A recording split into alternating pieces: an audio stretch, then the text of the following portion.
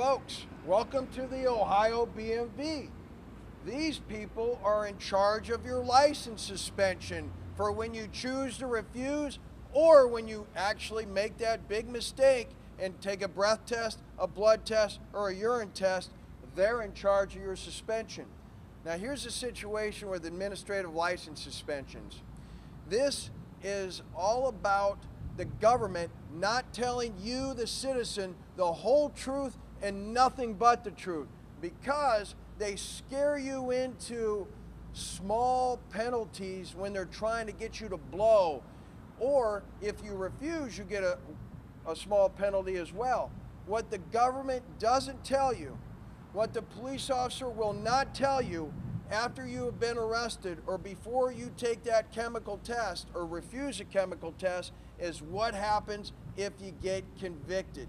For example, for a first-time offender, if you choose to refuse and don't take the chemical test, it's a 1-year suspension.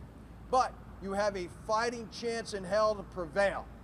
However, if you take a breath test and you blow over a .08, the police officer and the government are going to say your license is suspended for 90 days. But why isn't that the whole truth? Well, here's why it's not the whole truth. When the BMV suspends your license, you have a right to a 5-day hearing. At that 5-day hearing, you can challenge a suspension for numerous reasons. For example, did the cop have reasonable grounds to arrest you? Did the cop fill out the document properly? Did he even state his reasonable grounds on that document? There's an orange document that you will receive, and that's your suspension. So let your lawyer challenge that suspension. Oftentimes they're not granted, but that's okay. We'll get you driving privileges.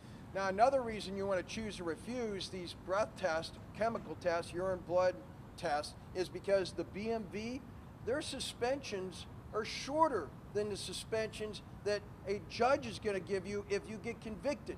The chances of getting convicted if you submit to a chemical test are much higher than if you choose to refuse.